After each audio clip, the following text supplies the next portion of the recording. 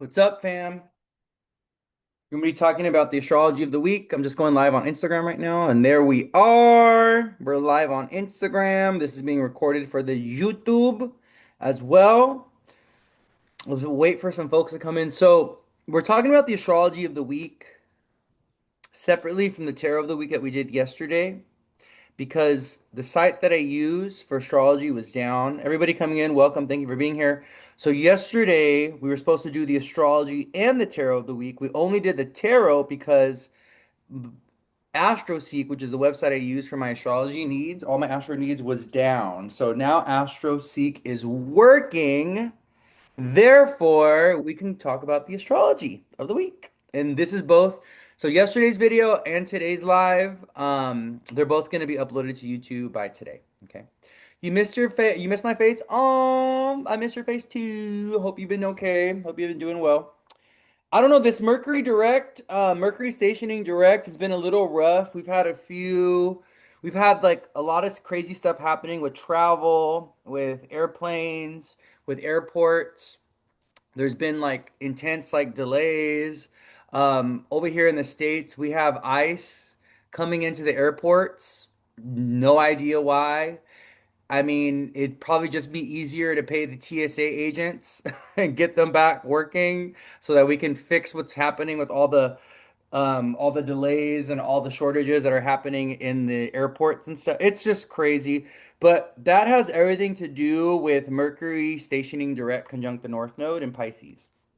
So, one of the things that I was talking about is with Mercury stationed direct 4 days ago on the 20th. Today is Tuesday, the 24th. So Mercury stationed direct on Friday, the 20th. And he's stationed direct in a conjunction with the North Node in Pisces. And they were both sitting at 8 degrees, which is a Scorpio degree, which has a lot to do with death, endings, transformation, change. So Mercury's actually moving forward. So Mercury's actually at 9 degrees Pisces as of today, as of the 24th. Yesterday he was at 28, or yesterday he was at 8. Yeah. So the nodes, right? Someone said we were all down waiting for this. Thank God. You guys are so funny. So the nodes, right? The North Node and the nodes, they go backwards. So one of the things you'll notice is like the nodes are they're constantly retrograding. So they're always going in the opposite direction of the planets. Um, so the North Node is now at 7 degrees, which is a Libra degree, which has a lot to do with justice and relationships and partnerships, and has a lot to do with equality and fairness. And it's a very social justice active degree, 7 degrees. Okay. It's the first degree of Libra, all right? But Mercury and the North Node were both at 8 degrees. So as of today, the 24th, the North Node's at 7 and Mercury's at 9. Okay. So now that we have Mercury and the North Node kind of like separating, and now that Mercury is direct and Mercury is retracing his steps. So we talk about Mercury retro, the shadow period of Mercury retrograde, right? The the shadow period before Mercury retrogrades and the shadow period after Mercury retrogrades. What is the shadow period though? Like what is that? Like what does that even mean, right? So what the shadow period is Mercury retracing his steps from when he started to go retrograde. So Mercury will exit his shadow period once he surpasses the degree that he started retrograding at. And if we go all the way back to the end of February, okay, when Mercury started retrograding, what degree did Mercury start retrograding at? 22 degrees. And 22 degrees is a degree of what? Of tragedy, of hardship, of loss, of karmic unfolding, karmic events. So the 22nd degree is ruled by Capricorn. Hey Jay, what's up? Welcome. Hey Sarah, what's up everybody? Thank you guys for being here. So I just went live about 2, 3 minutes ago. We're just diving into the astrology of the week. What I'm talking about right now is Mercury's shadow period. Mercury Being in his shadow period, I'm talking about the Mercury retrograde in Pisces, and I'm talking about what the Mercury shadow period is. So the Mercury shadow period, both before and after Mercury's retrograde, is him retracing his steps from when he started to retrograde, and then him also gaining back his steps, yeah, pretty much gaining back his steps, retracing his steps from when he went retrograde, right? So we're gonna be in the Mercury retrograde shadow period until Mercury hits the 22nd degree of Pisces. That's the point I was trying to get to. Took me a while to get there. I was trying to explain it to you guys. I don't know if I did a good job at explaining it, but it's pretty much Mercury retracing his steps until he gets to the point to where he started, to the degree to where he started to retrograde, which is at 22 degrees. So why is this Mercury retrograde, or why was this Mercury retrograde, and why is the Mercury shadow period, why is this continuing to be a period that's a little difficult or a little hard, or where we're seeing endings, we're seeing people passing, we're seeing tragedy, we're seeing losses. We had that crash at LaGuardia Airport. I think it was yesterday, and then there was another crash. There's another airport or airplane thing. Hold on. Let me just type. Oh my gosh, I got water on my trackpad. Hold on, wait a minute. I'm like, why is this not working? Let me go ahead and wipe this off. It's because Mercury stationed to go back direct at 8 degrees, which is Scorpio degree, okay? And Mercury began retrograding at the 22nd degree. And both 22 degrees and 8 degrees are very difficult degrees. They have a lot to do with death, endings, tragedy, loss, hardship, difficulty, things like this. And not only that, Mercury is in Pisces, the sign of his fall, right? Mercury does not do great in Pisces. Mercury is the weakest he's ever going to be when he's in the sign of Pisces. Because it's not just the sign of his detriment, it's the sign of his fall, right? And when a planet is in fall, it's like an extra layer of difficulty and hardship that they have to go through when they're trying to function and operate in that sign. So, with Mercury retracing his steps in Pisces, Mercury, he went direct on the 20th. He's coming back. He's going to be journeying back to that 22nd degree over the next 2 weeks, from now going all the way into the beginning of April. Where things are still going to be a little foggy, messy, confusing, possibly. There can still be some tragedy, hardship, or some difficulty that people have to experience, or that we have to experience, or that the collective has to experience as Mercury is retracing his steps. Okay. And the other thing, the reason why there's been like a little bit of a Martian influence, hold on. Let me pull up the chart. Back to current moment. It's because of the influence of Mars, Mars is in Pisces as well. And we need to be very mindful of the influence of Mars. So this is like, oil leaks when it comes to the car, miscommunication stuff. So with the situation that happened at LaGuardia Airport, what happened, right? There was crisis on the tarmac. Is that what it's called? Is that the right word? Tarmac? Am I coming up with words again? Tarmac. There we go. It's tarmac.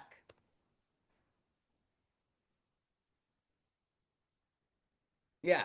There was crisis on the tarmac and literal sirens. Like what happened was the plane was landing and it crashed into a fire truck.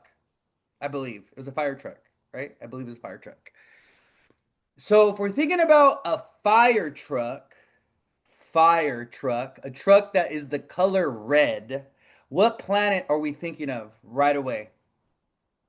If we're thinking about fire, if we're thinking about a truck that's the color red, what planet are we thinking of right away? We're thinking of Mars. Mars, Mars, Mars, Mars, Mars. Mars rules over fires. Mars rules over things that are red. Mars rules over crisis, tragedy. So, ambulance, fire trucks, emergency, right? This is all the energy of Mars. Yes, everyone's saying Mars. Yes. So, with Mercury going direct in the same sign as Mars, and with the Mercury retrograde, you know, involving Mars, right? Because Mercury, when he was going through his retrograde, he was with Mars as well. He was transiting Mars for a certain period of time. We just got to be mindful of these Martian kind of experiences or these type of tragedies or these Martian type of losses, especially when it comes to Mercury things. So, this can manifest in a lot of different ways. This can be in a car accident. Can be a foot injury. This can be pipes bursting at the house. This can be an oil leak. This could be something catching on fire in the car, at the job, at the house, right? This can also be like a moment of crisis or a moment of emergency that leads to another crisis or another emergency because of some kind of miscommunication, because of some kind of timing conflict, right? And that's exactly what happened on the tarmac at LaGuardia Airport, right? There was a miscommunication around timing, right? The plane was landing at the exact time that the crisis vehicles were going through the plane's lane. So it was all about miscommunication around timing, right? So this is something that we need to be really mindful of this week and next week as Mercury is retracing his steps and going through his shadow period and he's fully returning back, right? He's like coming out of his retrograde fully and he's going to be back in swing and stuff like this. We got to be very mindful of this like miscommunication stuff or timing issues leading to tragedy, leading to hardship, leading to difficulty, things like this. I'm working on my hygiene and eating habits. Yes.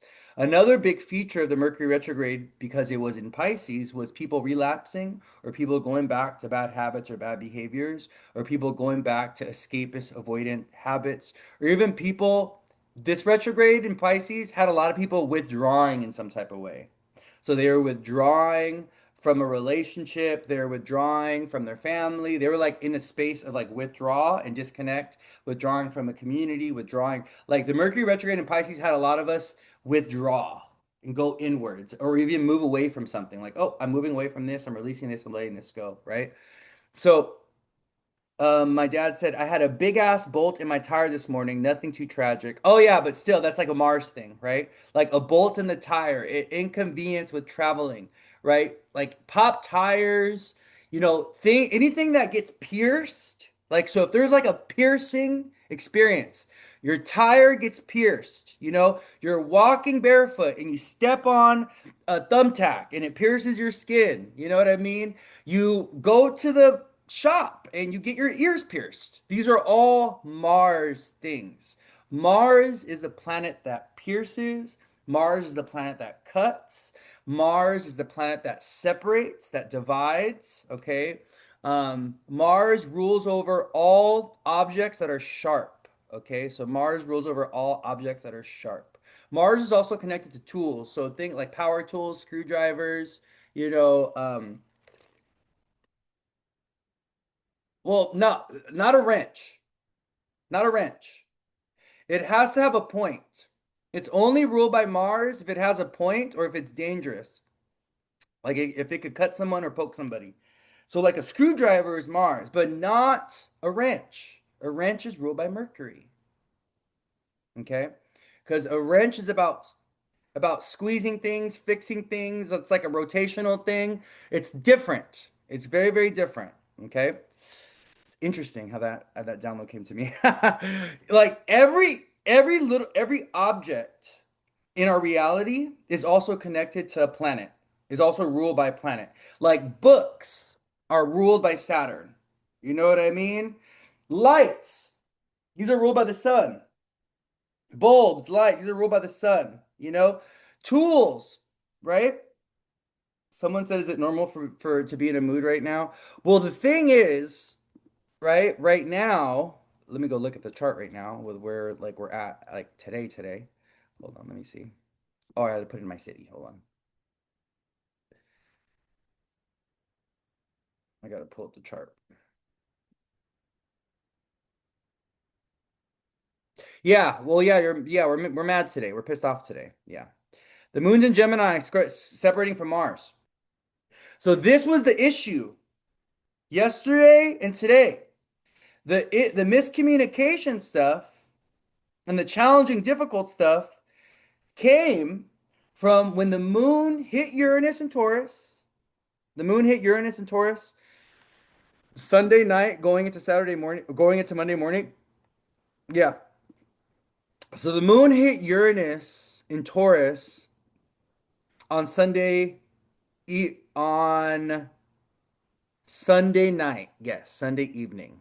hmm Actually, Monday morning, around midnight of Monday morning, the moon was conjoined Uranus.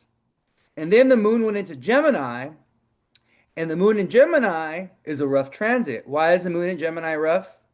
Because the moon in Gemini squares Mercury in Pisces, squares the North Node in Pisces, and also squares Mars in Pisces. So right now, today, like, for the last like 3, 4 hours, the moon's actually separating from a square at Mars. So the moon in Gemini square Mars in Pisces, that's gonna trigger our anger, our frustration, right? That's gonna be about emotional irritation.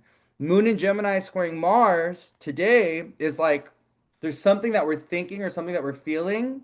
There's something that we got to say. The moon in Gemini always compels us to say something. We want to communicate something. We're thinking about something. And the moon square Mars is a transit that compels us into action, especially around what we're thinking, because it's moon in Gemini. So this is about our thoughts, but also what we're feeling. The moon. The moon is about our feeling. So when the moon squares Mars, we want to put feeling, emotion, moon into action, Mars. We feel irritated, we feel angry, want to address something, want to argue about something, want to fight about something, we want to assert ourselves in some type of way, we want to address some kind of issue or problem, we want to address something that's been bothering us, or irritating us, right? Something that's been causing us some kind of emotional distress. So don't be surprised if today, going to tomorrow, the 24th to the 25th, as the moon is separating from Mars, you are feeling compelled to like do something with the way that you're feeling or do something about the way that you're thinking. There could be a thought, there could be some words, there could be some action that you want to take. And there could be, something that somebody that you want to address. There could be something that you want to say. The other really important thing that's happening actually today, okay, like right now, it's in the sky right now, is the Sun Saturn conjunction. So today we have a Sun Saturn conjunction. Saturn is actually, well, actually, I wouldn't say that the sun, I wouldn't call it a cazimi because it's not. It's not Saturn coming into conjunction with the sun. It's the sun coming into conjunction well, it's the sun coming into conjunction with Saturn. So to me, this is a little bit different. Um,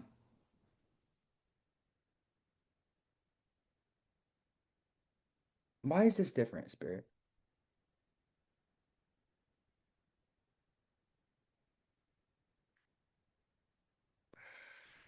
Okay, now I'm getting okay. This is the answer I'm getting. Spirit is saying that the sun and Saturn are negotiating a new plan. So they're negotiating. This is a time where the sun and Saturn are in negotiation. They're in talks about what the future is going to look like.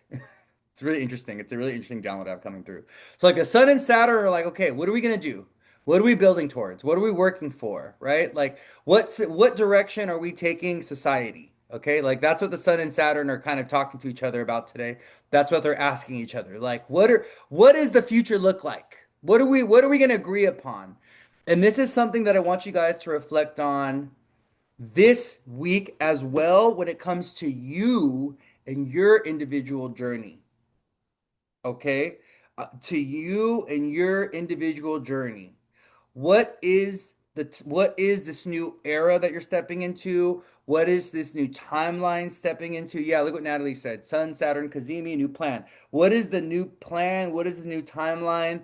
And what is the new identity? This is really important because Aries, right? What is Aries? Aries is the first sign of the zodiac, but it has a lot to do with our character, with our personality, with our identity. Since Aries, right, if we connect it to the houses, Aries is like the first house. So it has a lot to do with our physical form, it has a lot to do with our character, it has a lot to do with our identity, it has a lot to do with how we show up in the world, like the vessel that we're traveling this world in.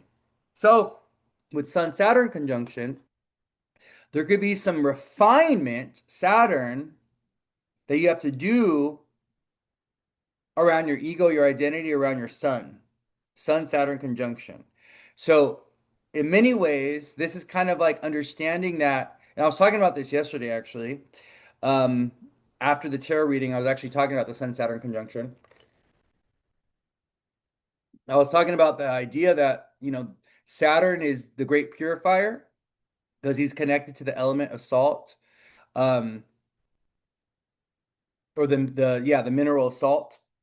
And we use salt in a lot of spiritual traditions to purify and to cleanse, right? Salt is a purification, cleansing element, and we use in a lot of religious and spiritual traditions use salt as a cleanser, as a spiritual cleanser, a spiritual purifier.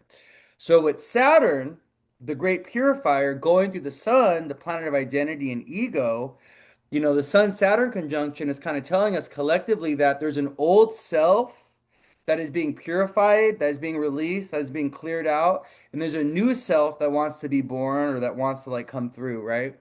And a new self that is more courageous, more brave, a new self that's more independent, that's not so codependent or reliant on others or even maybe interdependent on others, a new self that is passionate, a new self that is strong and powerful, a new self that is in a healthy relationship with the masculine. And this is like a super important thing, you know. There's a lot of healing that is happening, that has been happening, that will continue to happen around the divine masculine.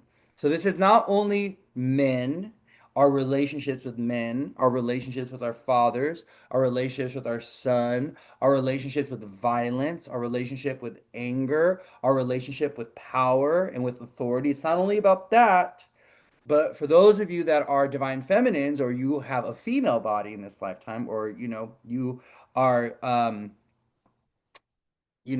whether it be your body is, agendered, not of either gender, of both genders, or if you're gender, you were born a biological female, whatever.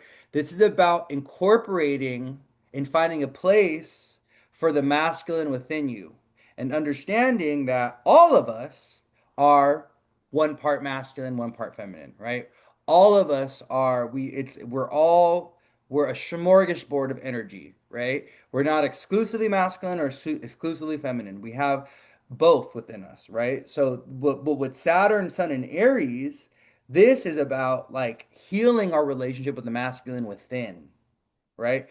Becoming our own personal authority, standing in our power, being okay with being independent, being okay with being an individual, understanding that life is not all graceful and easy and simple, especially when it comes to relationships. There's going to be moments where we got to fight. There's going to be moments where we got to go to war. There's going to be moments where we got to tell someone else, it's possibly someone that we love dearly, no, this is not going to go this way. There are moments where we got to argue our point. There's moments where we got to stand up for ourselves, right? And we got to get comfortable with the truth that conflict is an essential part of our human experience. It's a necessary part of our human experience. It's not something that we should run away from or should avoid because why? War and conflict and fighting, it's staring us in the face right now in this moment. Right now in this moment. If you are a human being on this earth, you are aware that there is war energy in the air.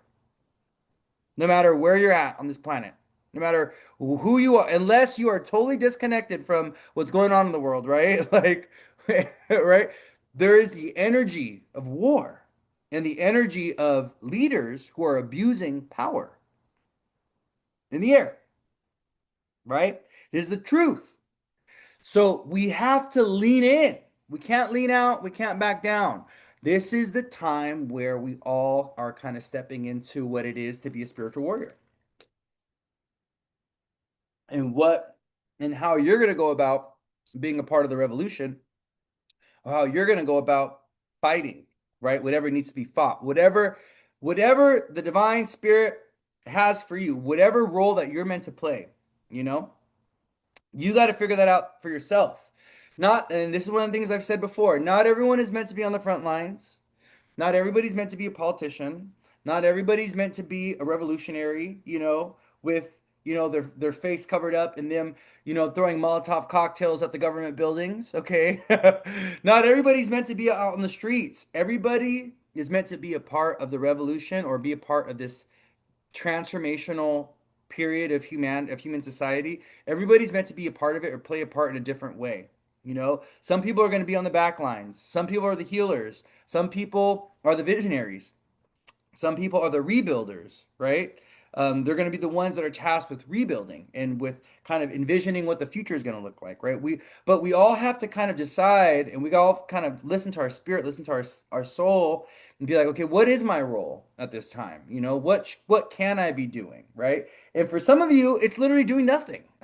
For some of you, it's just like really continuing to work on your spirituality, work on your faith, work on your vibration, work on your energy, because maybe you're not needed now. Maybe there's some personal inner work that you got to do before you can go out in the world and, you know, rise up to the bigger mission, rise up to the higher calling or whatever. You know what I mean? So, with Sun Saturn conjunction, this is about really developing a strong foundation of self. Like, you gotta be solid within yourself. You gotta be grounded, you gotta be stable, you gotta kind of know who you are because you need a solid foundation of self. You need to kind of be consolidated and dense enough as a person, as an identity, as like a self, so that you can go out in the world and do what it is that you have to do, right? Because if you don't really know yourself, if you don't really have that confidence, if you're not really solid within yourself, if you're really unsure and insecure and things like this, you go out in the world and you try to build, you try to achieve, and this can be really hard and really, really difficult because half the time, you know, you're at war with yourself, or you're feeling confused, or you're feeling conflicted, or you're feeling unsure, or you're feeling insecure, and you're like, and it's like that shouldn't even be a thing. Like, once you're prepared to go out in the world and achieve and go and do your thing, right? That solidness within the self is going to be the foundation that you build your career, your work, your public image, or whatever upon, right? But if the intrinsic part of you is unstable, don't expect yourself to go out in the world and do all these things because you got to work on your inner self first before your outer self can thrive and grow. And we see this a lot. We see a lot of people, they haven't done the inner work, and then they get a moment of success, they get a moment of achievement, and guess what happens? They fucking drop the ball. They can't sustain it. They end up crumbling from the pressure of the success of their career, of the other people's expectations, the pressure of a relationship, the pressure from whatever it may be. Any little pressure, any moment of tension and anxiety, all of a sudden they crumble and they lose it all, right? Or like, right? And it's because the foundation of self has to be solid and strong enough to be able to carry our success, to be able to carry our ambitions, to be able to carry achievement and sustain it. If we are not solid within ourselves, we're not going to be able to sustain any kind of success, any kind of career, any kind of achievement. It will overcome us, it will overwhelm us, and then we will end up collapsing, right? That's what happens. And we see it all the time. This happens with people. You can go and look at multitudes of celebrities who, they've achieved success or whatever, but because they didn't know who they are and they didn't know what they wanted, right? And it was kind of given to them, they dropped the ball and they self-destruct. It's not good. Okay. But the other thing when we're talking about Sun Saturn conjunction in terms of like the workplace and international politics, the Sun and Saturn are both planets that love power. They love control. They love authority. Saturn is Kronos, the old king, And the sun is, um, why do I want to say Aphelios? That's the sun is Apollo or even Zeus, depending on, which mythology or on which mythology you're following. But the sun is the new king. The son is the new king that overthrew his father, right? So the story goes that Kronos was eating all of his kids. He was eating all of Zeus's or Apollo's brothers and sisters because Kronos didn't want to let go of power, and he knew that one of his children, because there was like a prophecy that one of his children was going to overthrow him. So to avoid the prophecy, what he was doing is eating his kids. He was eating his kids, right? Until Hera, his wife, I think it was Hera. I don't know. It could have been Hera. It could have been someone else. I don't know. Well, anyways, his wife decided to hide one of the kids, to hide Apollo, and then foster him and have him grow up without his dad knowing, so that one day he could challenge his father and overthrow his father and become the king. So that's why we honor and worship the sun nowadays. That's why all the religions are based off of, or the big religions like, um, Christianity, Catholicism, and also like being a Muslim, they worship one singular deity, right? Or I don't want to say a deity, but there's like a central authority figure, right? Jesus, Muhammad, right? And that's the sun. Muhammad and Jesus, these are archetypes of the sun, right? A singular deity or a singular fatherly figure that we kind of worship, right? Because the sun is the father in the birth chart, right? So we all worship this like so the big religions, they're all worshiping the sun, actually, right? The Christians, the Catholics, the Muslims, they're all worshiping the sun. Little do they know, okay? They're all worshiping the son of the father, right? Which is the sun, quite literally the sun. Right? But the old religions, a lot of the old religions, they worship Saturn, and the older religions are they worship multiple different gods or multiple different deities. So we're thinking of like Hinduism, right? That's more of a Saturn religion because Saturn is about collective and community leadership, right? Through the sign of Aquarius. But Sun and Saturn are enemies. So why am I saying this? Why am I telling you guys this story? Well, the reason why is because when the Sun and Saturn are coming into conjunction, this is about authority figures going to war with each other. This is about authority figures, leaders, bosses, CEOs, kings, queens, whatever, overthrowing each other, fighting each other, challenging each other, declaring war against each other when the Sun and Saturn are conjoined in the sign of Aries. The Sun is extra strong in Aries, exalted in the sign of Aries, where Saturn is in his fall in the sign of Aries. He's very, very weak, right? So we have a fallen Saturn and we have a fallen Mercury in the sky right now, right? So with the Sun and Saturn in a conjunction, and with the Sun being in a really strong place, and with Saturn being in a very weak place, what we're going to see is more Saturnian-like leaders losing, more Saturnian-like leaders not getting the win that they want, where Sun leaders, you know, are going to be winning. And the main Sun leader that I'm thinking about is, you know who, Mr. Trump, because he's a Leo rising. He's the energy of the sun. He's a Mercury Uranus Sun guy. Okay, and he's a little bit of Jupiter too. He has a Sag moon.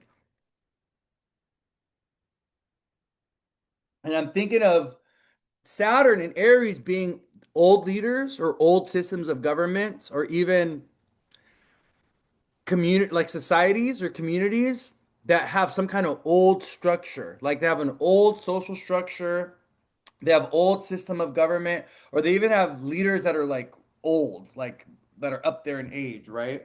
So this Sun Saturn conjunction is about a passing of the guard or like a transition of leadership from the old to the new as well, like collectively.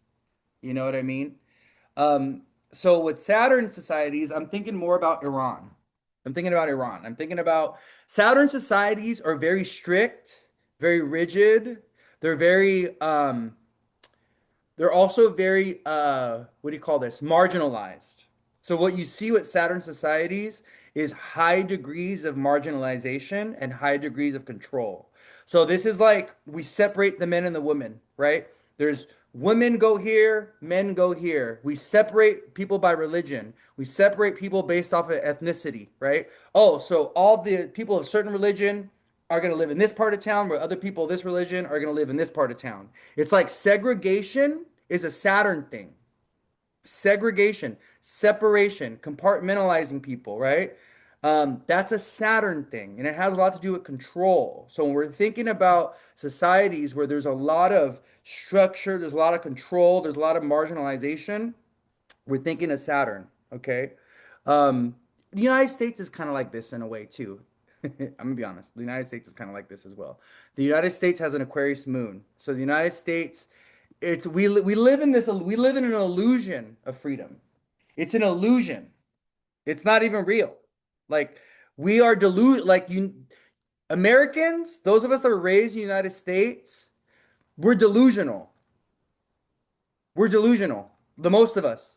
Those of us that don't have an education, that didn't actually get college educated around the truth about US history, we live in a collective lie. Like it's a collective delusion that the United States population is in. Okay? But those of us that are awake and that know what the fuck is going on, we know that this we live in a very Saturnian society. The United States is about subjugation and control and marginalization, right? Yeah, freedom is a product in the States. Freedom as a concept, as an idea, it's a product that gets sold to us, and it's also a product that gets sold to foreigners to attract them to the United States. The idea of freedom is what brought a lot of foreigners to the United States in general. Oh, yeah, I'm gonna go to the States so I can be free, so I can be free to make as much money as I want, so I can achieve and I can, build my dreams and I can go ahead and, whatever. And then we get here and we're like, oh shit, we're all in this, we're all just, yeah, we're all just the modern indentured slaves, we're indentured servants, right? Yeah. So it's this idea that it's an illusion of freedom. And it's, the United States kind of sold freedom to us as a product, right? So, with that being said, it's important to understand that the Sun Saturn conjunction today and this energy kind of like lingering in the air, um, the systems of government, the way we experience leadership, and even like if you're an employee, like if you have a job and you have like leaders and bosses and you have like a hierarchy, pay attention to what is shifting or changing with your leaders, with the hierarchy at the job, with the way things are structured, the way things are organized. Because the Sun Saturn conjunction, this is about reorganization when it comes to hierarchical structures. This is about the changing of the guard when it comes to leadership. This is about people retiring and new leaders coming in. This is about overthrow of leaders that are unhealthy or not good. Like this is about all those things, the Sun Saturn conjunction. But internally, individually, yeah, even with systems and industries, yes. But internally, individually, this is about refinement of our identity, like getting to the core of who you really are and shedding old layers, outdated layers of identities, or even like past identity that you no longer need or they're no longer aligned with who you are. And we were talking about identity very, very deeply yesterday. Now, one of the things I was saying yesterday about identity is you are not the roles that you play in other people's life. You're more like you're not just a mother, you're not just a father, you're not just an employee, you're not just a cousin, you're not just a friend. Like these are roles that you play in other people's lives, but these are not the things that you are. These are roles. You know what I mean? So never confuse yourself, never get overly attached to a job, to a role that you play, to the idea of being a mom or a dad. Never get too attached to the idea of being a best friend or the idea of, oh yeah, I'm an executive. I'm a general manager. Like never get too attached to these things because the universe and God and spirit could decide from one day to the next. Actually, you know what? That is not for you. This is for you. And then you'll be tasked with letting go of that, and you never want to over-identify with something because it once it gets taken away from you, or once that period of that thing comes to an end, you can go into crisis. You're like, oh my God, who am I? Oh my God, who am I? But if you have the awareness that you were never that role that you were playing, or never that position that you had, or whatever, when it gets taken away from you, or when it's time to leave it behind, you're like, oh my God, I'm so good. Like I'm still me. I'm not losing anything, you know? That was fun. That was a journey. That was an experience. That was a certain time, and now when it's time to go and move on to the next thing, you're able to do it. I'm no longer a wifey. Yeah. We get really attached to these roles that we play, these identities. Like, what does it mean to be a wife? What does it mean to be a son or a daughter? What does it mean to be a cousin? What does it mean to be an employee, a manager? Like, we get too attached to these roles that we play. And we need to be mindful of not over identifying with them, and not confusing ourselves, and not getting into an ego identity crisis, or throwing ourselves into an ego identity crisis by over identifying with these things, right? It's like you talked about it, because now I have more discernment yeah, during the process. Yeah, I love this about the new younger generations. Yeah. And we're seeing that a lot. Someone said, hold on. What if it's like a spiritual? Yeah, definitely. Yeah. But that's another thing, you know what I mean? Like, so one of the things that my spirit team has showed me is like, Louis, don't over identify with being an astrologer or a tarot reader, because these are tools that you use for your work. And who knows, 3 years, 4 years from now, you may not even need the tarot. You may not even be doing astrology. I may have you be doing something totally different as part of your spiritual journey, where you have left these things behind, or you're no longer using these tools for your work because you don't need them anymore, right? Or your mission and your path is taking you somewhere else. So that's why, like, I tell people I do astrology, and I do tarot. And yeah, people call me an astrologer, people call me a tarot reader, but I don't identify with those things. And I don't give them too much power. I don't give astrology and tarot too much power. I don't let them dictate my life, because these things, the tarot and astrology, they only have power, and they only give truth, and they only give information because I am the vessel that allows them to, because I am the oracle that is using them as a tool to be able to translate what the planets and what the cards are telling me or telling others, right? I'm just the vessel. These things are meaningless without me, without us. Tarot cards have no power until you are shuffling them and you pull them. You are the one. We are the ones that give these things power. We are the ones that give these things energy that allow them to work, right? I had one. There was one time a client said, "Oh, pull the cards. What do the cards say?"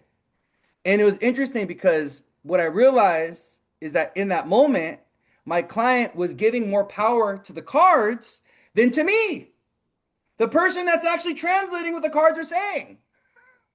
And I'm like, my love, listen. I had to kind of reframe it. Like, I'm the one that make these work. I'm the battery behind these things. Without me, these are nothing. They're just pieces of paper. They're nothing. They're just pieces of paper. They're nothing without me, right? So I had to kind of like, in that moment, I had to kind of like instruct her and be like, listen, I am the vessel, you know? I am the vessel. These cards are meaningless without me, okay? And if they're so powerful, here, go read them yourself. And what do they tell you? Right?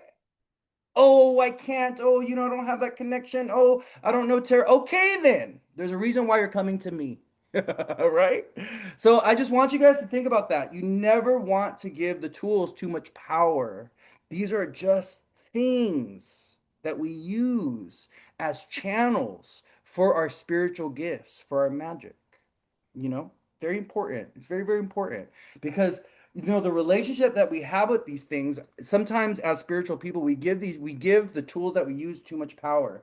And we even give spiritual leaders too much power. We give a reader that gave us a reading too much power sometimes. We give them too much agency, too much power over our life, over our decision making. And we always got to have discernment. At the end of the day, it's your life. You have to pick and choose and discern what guidance and wisdom that rings true to you that you're going to take, or when guidance and wisdom is not in alignment with your spirit and someone's telling you something and you're like, wait a minute, this is not ring true for me. You know what I mean? This is not, no. Like, and right? And it's interesting because I've had clients where they've been following a spiritual leader or reader or whatever for years, right? And they're, oh my God, this person has tons of followers and they really look up to them and they admire them and they've been following them for whatever. And then they get a reading by them and they have a terrible experience. I actually had a client that had this last year. They have been following this person and looking up to them like a mother figure for a long period of time. And then they ended up getting a reading by this person and they ended up having a bad experience and they left the reading in tears. And this is why we can never give anybody too much power or too much agency over our life. And we also got to understand at the end of the day, we're all humans. No one's perfect. I'm not perfect. No one's perfect. And it's not until you actually get to know someone that you're really going to see what their energy is like. So, yeah, you never want to give too, like, whether it be a spiritual leader, whether it be a priest, whether it be your parents, don't give people too much power over you, over your life, over your choices. And this is what Saturn and Aries is about, by the way. This is what, like, we're talking about Sun, Saturn, and Aries, and this is about developing your own personal authority.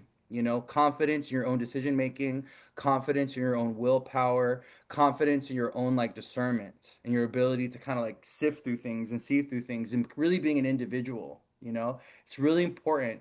Saturn and Aries is going to show a lot of us how to be an individual. It's going to teach a lot of us to be an individual. Okay. So the other thing that I want to talk about is this week we have a Venus Saturn conjunction. We have a Venus Chiron conjunction coming. You guys are probably feeling it already. Right now, like today, Venus is at 22 degrees Aries. And we're going to have Venus and Chiron come into conjunction on Friday, March 27th. Well, it's like Thursday and Friday of this week, from the 26th to the 27th. Hey, my love, how are you? Venus, the planet of love and romance and relationships and fairness and balance and harmony, is going to come into conjunction with Chiron, which is the asteroid of pain and woundedness, karmic woundedness, karmic wounds that run in the family, the things that hurt the most.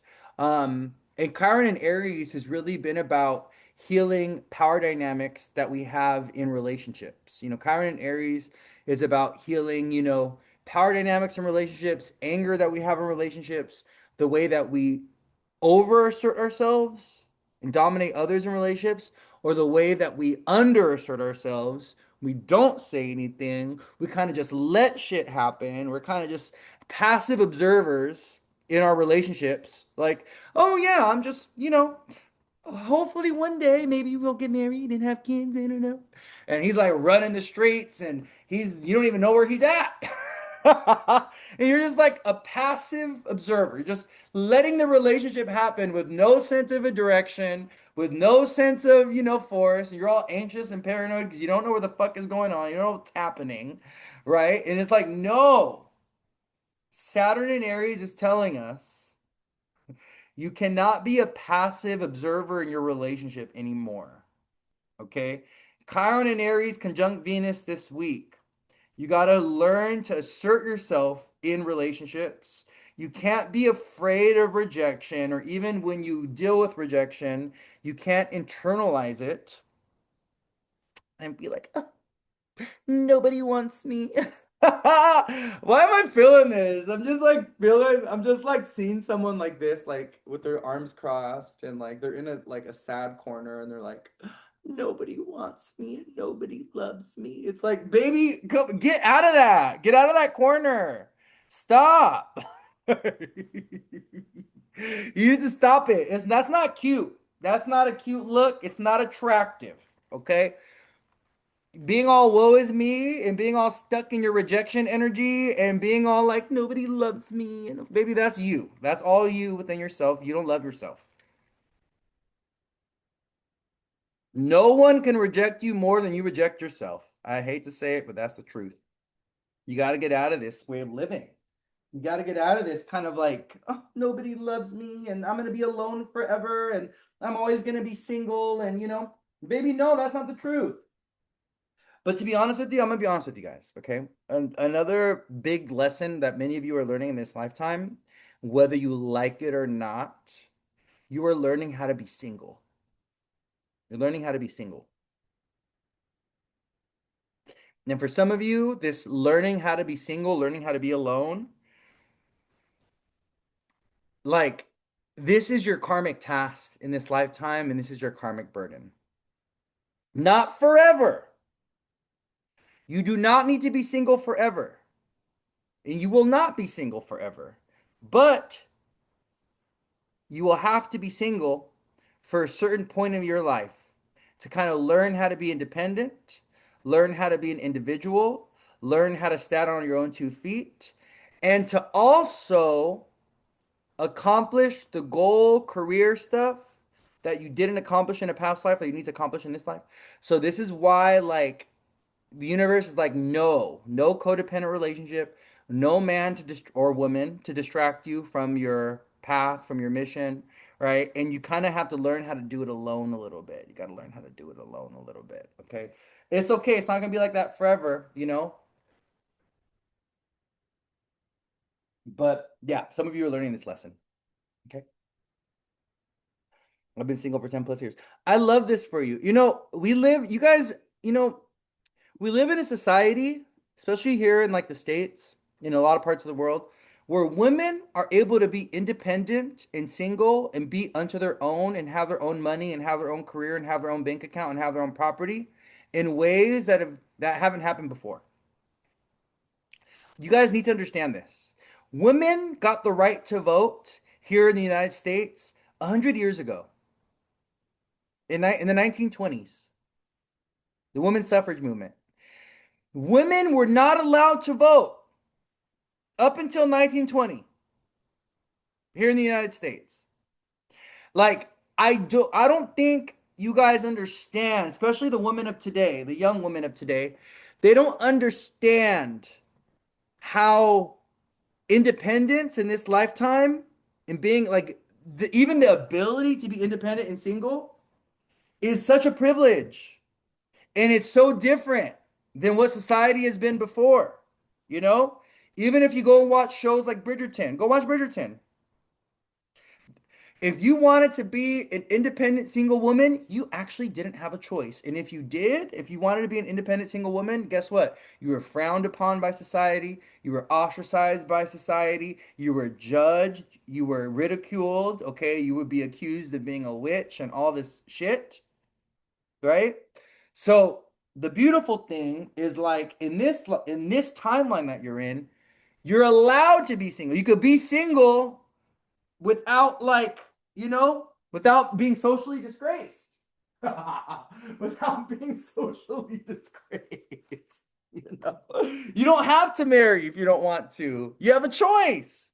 You have you have free will, right? It's so interesting because like we live, it's so, oh my God, I just realized this. Oh my God, this is such a good download. Oh my God. Oh my God. Yes, we're given free will, but free will has consequences. And in many lives, we actually didn't have free will or agency. Many of us, we've experienced lifetimes where there was no free will. Like we had free will, but within confines.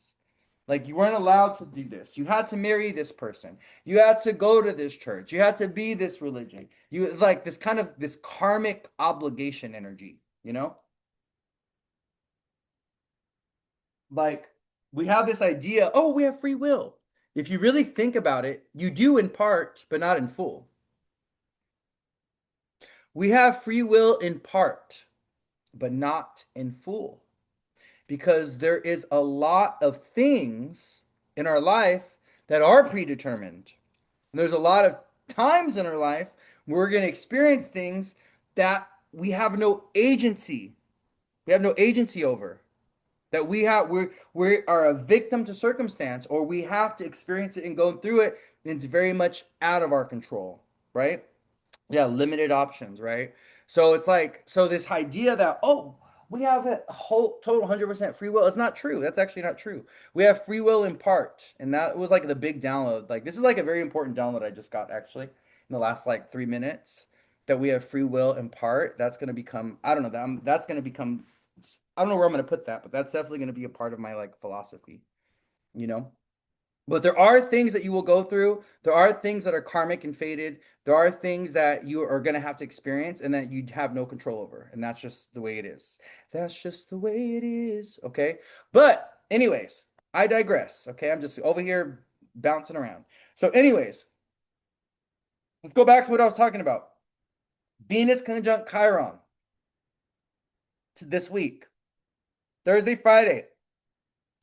With Venus and Aries coming into conjunction with Chiron, I want you guys to anticipate some kind of woundedness or healing that happens in the realm of love and relationship, that happens in the realm of affection.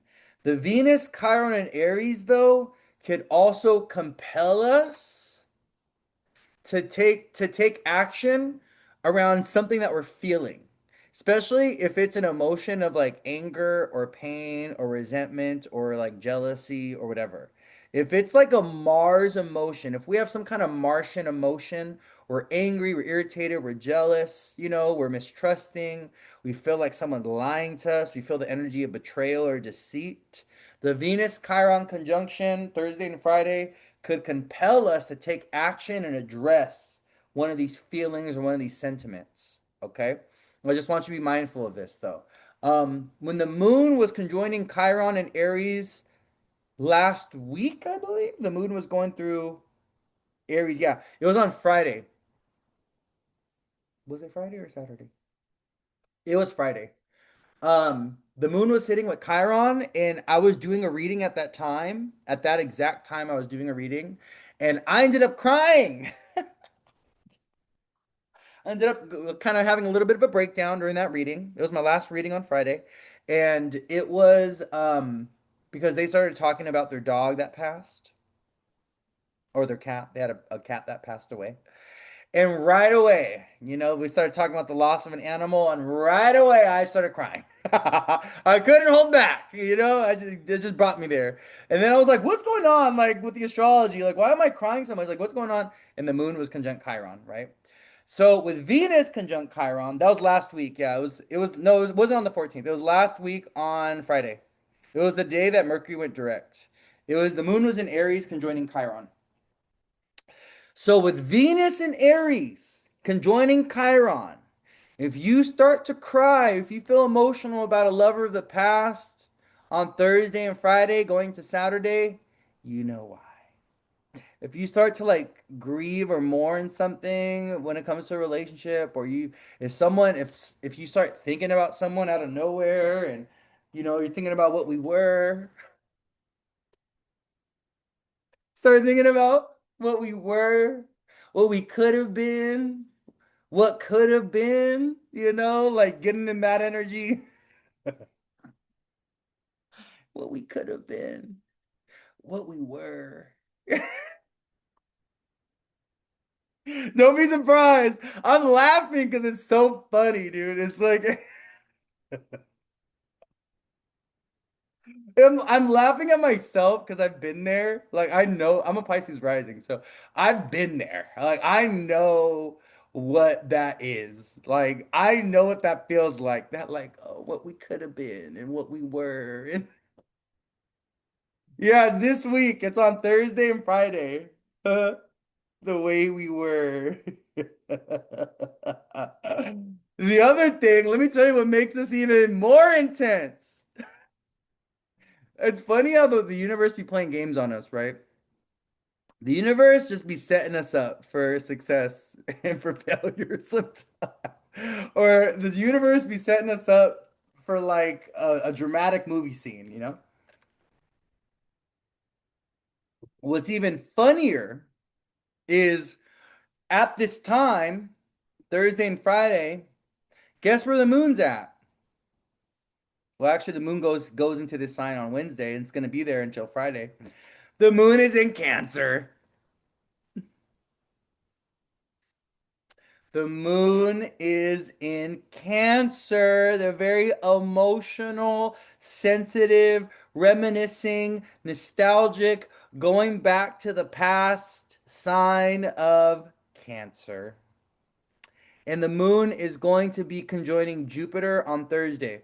So, as Venus and Chiron come into conjunction, we have the moon and Jupiter actually come into conjunction. Let me tell you why I love Thursday though. Even though there's like the Venus Chiron stuff happening, there's also a moon Jupiter conjunction in Cancer on Thursday. And this is really good positive news that people are going to be getting. Um, One of the things that I'm strongly looking forward to and that you should be looking forward to as well is when Mercury comes to around 15 degrees of Cancer and trines Jupiter. So the Mercury Jupiter trine that's going to happen at the beginning of April is going to bring a lot of really good positive news, like open doors, opportunity, especially if like good like things around health, things around the family, things around work or jobs or career, and also things around like real estate and property. So this could, so this Moon Jupiter conjunction on Thursday could literally be about, oh yeah, we got the yes for where we're moving on April 1st or May 1st. Oh yeah, we got approved for that loan. Oh yeah, I went ahead and we got a new car. Oh yeah, I just found out that my sister's having a baby. Oh yeah, I just found out that my sister's inviting me to her wedding. Oh yeah, like there could be some, oh, I just my interview went through and I'm getting hired or something like this. Why health? Because it's the moon. Moon is connected to health in the body as well, you know? So with Moon Jupiter coming into conjunction, this can also be about good health stuff or good, yeah, good things around health in the body.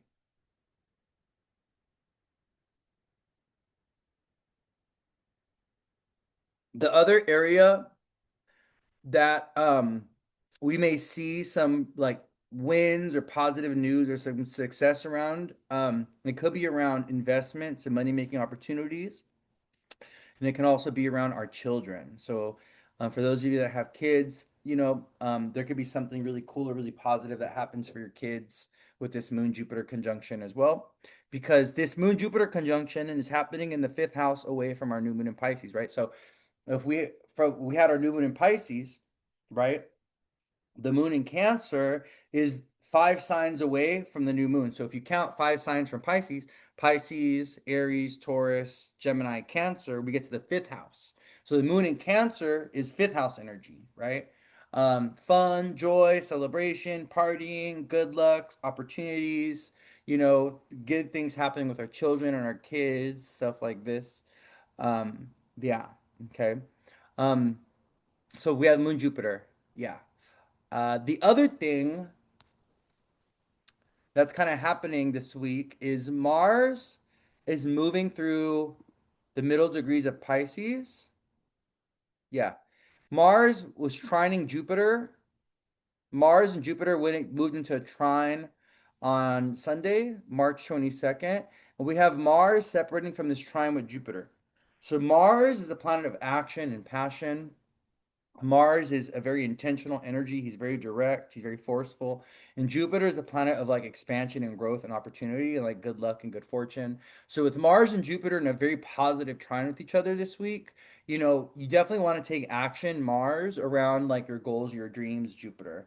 Any way that, you've been feeling like you want to expand and grow, it could be in different ways. It could be you want to go back to school, you want to expand your knowledge. It could be, oh yeah, I want to move. I need to be in a different location because that location is going to bring me more opportunity, right? Oh, I need to get a job. I need to get a job over here in this area. So I'm going to have to like be prepared, to maybe relocate in some type of way for the work, right? For the jobs. Like these are things I want you guys to kind of like just pay attention to and like listen to, and I want you guys to be thinking about, okay? With Jupiter and Mars in a trine. We have the Moon Jupiter conjunction on Thursday. Like this is a very like, oh, let's move forward, like let's birth the new timeline, like let's build the new house, let's buy that land, like let's relocate, let's go do a big career change. Like this is like the energy that we're in, and I want you guys to like lean into it, okay? Lean into it. But the moon in Cancer over the weekend is going to be a vibe. I will tell you. The moon in Cancer, Friday, Saturday, Thursday, Friday, Saturday. Hold on, let me see. So the moon is in Gemini. Moon's wrapping up in Gemini. Moon goes into Cancer tomorrow, Wednesday. Yeah, so 25th, 26th, 27th, we have the moon in Cancer. And then the moon goes into Leo Saturday and Sunday. Okay. And that's when things get a little spicy, get a little feisty on Saturday and Sunday. The moon in Leo is gonna, the moon goes into Leo on Saturday. Well, hold on, Friday night. Yeah, Friday night. hmm So the moon goes into Leo Friday evening, like Friday midday, actually. It's like midday going into evening time, but the moon's gonna oppose Pluto in Aquarius. So moon opposite Pluto going into Saturday, especially between Leo and Aquarius. This is about rebellion. This is about people taking to the streets. This is about protests.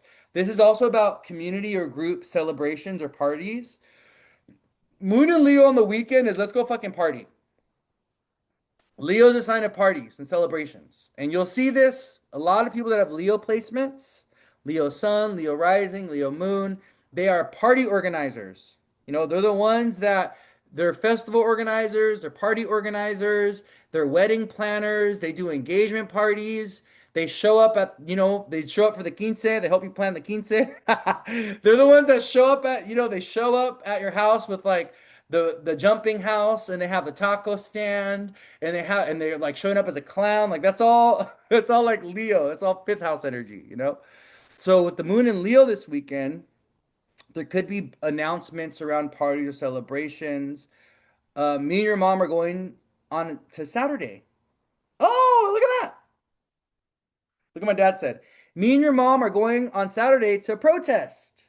And then she said, "Oh, there's a big anti-ice march here on Friday. Oh, I'm going to a going away party on Saturday." Yes, Leo moon for the weekend.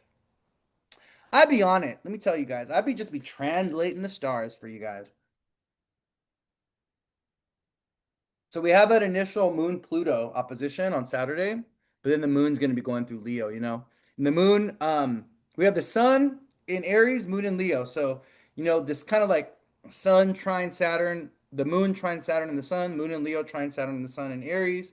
And then on Sunday, we're going to have the moon trine Venus, and we're getting ready for Venus to go into Taurus. Venus in Taurus is going to be really good for money and resources. Venus and Taurus is going to be really good for like people rebuilding wealth or people making money or people shifting how they're making money. Venus and Taurus is really going to be about new ways of making money and shifting the way that we make money for a lot of people. Protest against these crazy petrol prices. Yeah. Well, that's the thing, like you start messing with the Middle East, and guess what? Oil prices are going to be unsteady because the Middle East is really where a lot of our oil is coming from, you know? So, Saudi Arabia, Iran, Iraq, like whenever there's war happening in these areas of the world, oil prices are going to fluctuate and they're going to like skyrocket and stuff because of um the Middle East is ruled by Scorpio. It's connected to oil. You know what I mean? Yeah, the Strait of Hormuz. Yeah, the strait is like so it's interesting that like constriction at the waterways, right? That's part of the Mercury retrograde. That was continuing to be part of the Mercury retrograde in Pisces. But we should see these things start to open up going into the middle of April. We should see things start to kind of like move forward and open up in the middle of April. Saudi Arabia is pressuring Trump to not give in to the oil prices can go. Yeah, yeah, yeah. What's up, Molly Wop? How are you? Molly Moles? Molly Wop. Is it okay if I call you that, Molly Wop? That's your nickname for me. I'm gonna start calling you Miss Molly Wop. Have you ever gotten in a fight, Molly? I'm gonna have to go soon, you guys. I have a reading to do in a few minutes.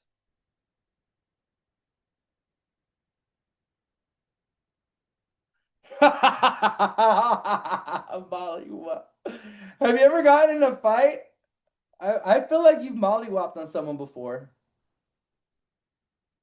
You're a woman of peace? Okay, that's good. I love it. I love it. Let me see if there's any other important astrology that we have for the week. Hold on, let me see if there's anything else that I wanted to talk to you guys about. Do you feel like talking? Well, I guess I'll just mention this. Um, all the planets are direct right now.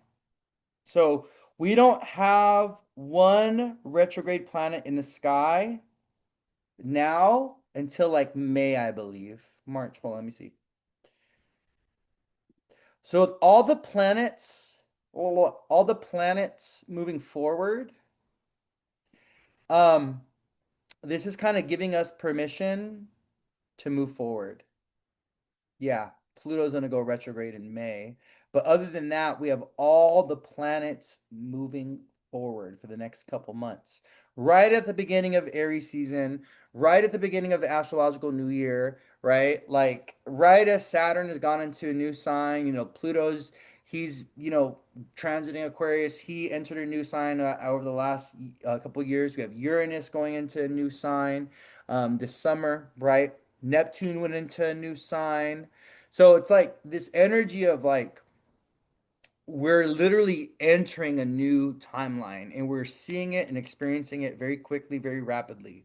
So just stay grounded, y'all. Stay focused, stay grounded, stay flexible, be willing, be prepared to just be prepared to flex, just go with the flow. You know what I mean? There's a lot of change and transition right now that's happening. Our next lunar event is going to be, I believe, a full moon in Libra. We have a full moon in Libra that's going to be coming up. Let me see when. Bop, bop, bop, bop, bop. Wop, wop, wop, wop. Do my dance. I'm thinking about a Kendrick Lamar song right now. Yeah, we have a full moon in Libra. That's going to be coming up on. Hold on, let me see. I'll tell you right now.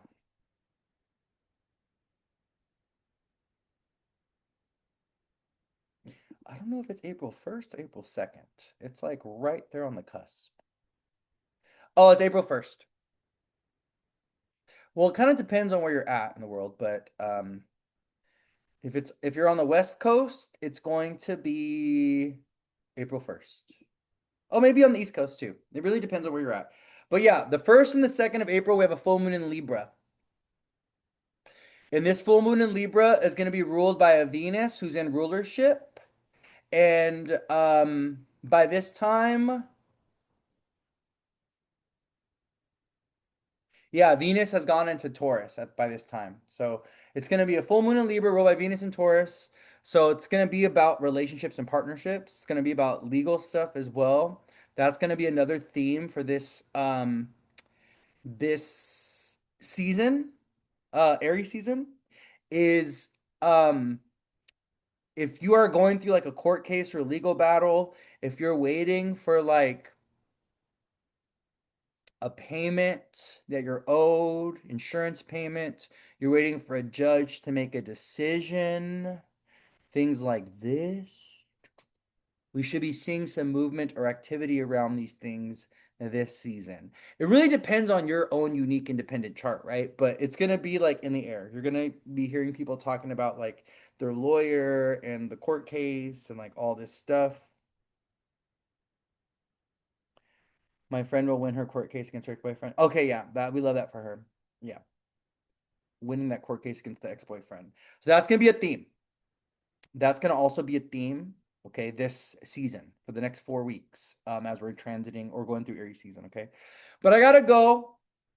I think that's good. I think we covered a lot today. I think we talked about the very important things, um, for this week.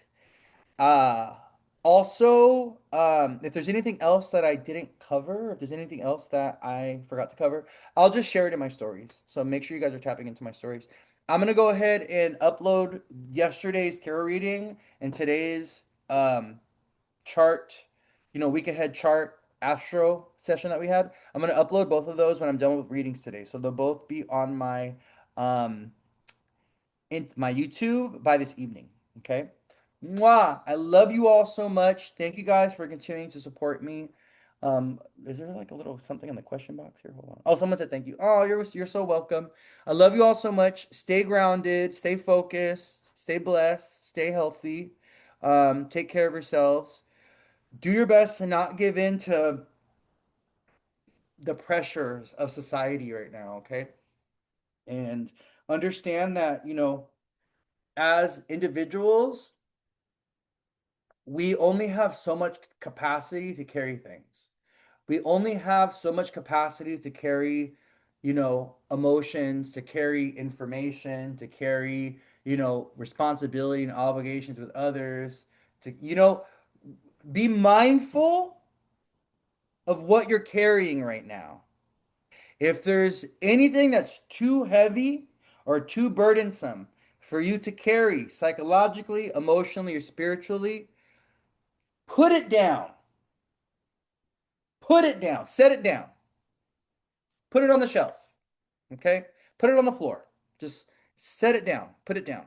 Don't carry the things that are too heavy right now. Be mindful of what you are carrying, of what information you're absorbing. Be mindful of these things. Do not overwhelm yourself right now. Okay? This is a time where you need to be mindful of overload, information overwhelm, things like this. Okay, we are in a period where there's informational overwhelm.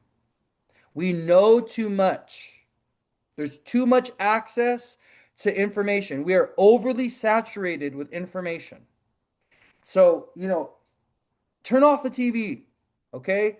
If you do not need to go on Facebook for a day or two or on Instagram or whatever just to give yourself some peace, give your mind some peace because you can't deal with new information, do that. Do what you got to do to take care of yourself and be well, psychically, emotionally, spiritually, especially, okay? Because I'm a firm believer that a lot of the media, a lot of the news and shit that they're disseminating it's trying to fuck up our nervous system. They're trying to fuck up our nervous system.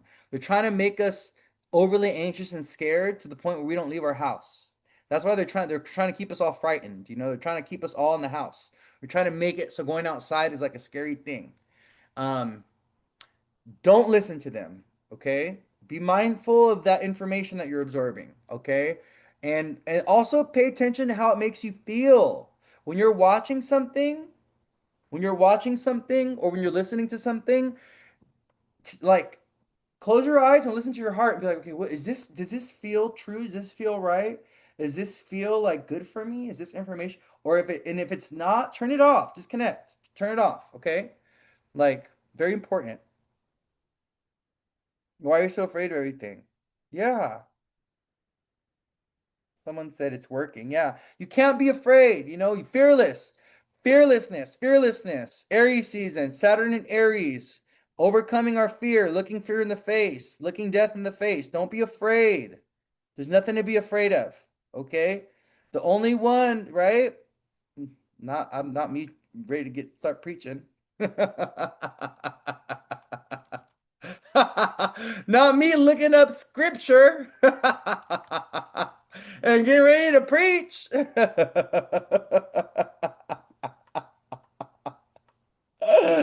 Oh my goodness. Why? Oh, is that a habit of mine? Is that a habit? Where it's just like the moment like a spiritual principle comes to me, I'm like ready to reach for the Bible? Like what is going on? But anyways, I'm gonna wrap this up because I gotta move on to my session right now. I gotta move on to my client, but I'm gonna wrap this up with a scripture because why not? Because this it's a past life tendency. Okay, this is something I was a preacher in a past life, so here we are. Isaiah 41:10. Fear not, for I am with you.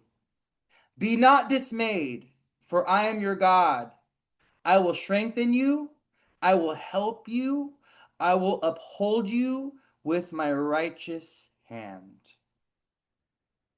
Fear not, for I am with you.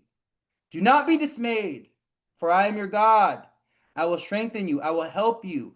I will uphold you with my righteous hand. Okay? So don't be afraid.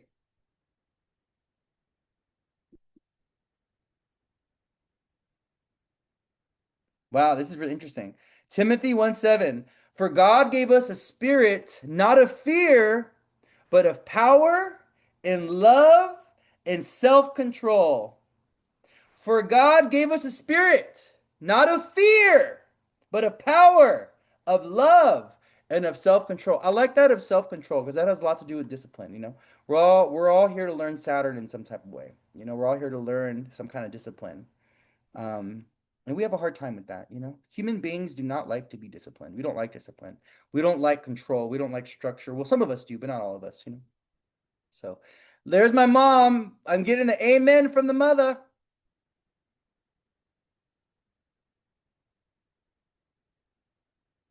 A word. Thank you, thank you, thank you, Heavenly Father. One more for you guys, and then I promise I'm going to let you go. Joshua 1:9. Have I not commanded you? Be strong and courageous. Do not be frightened and do not be dismayed, for the Lord your God is with you wherever you go.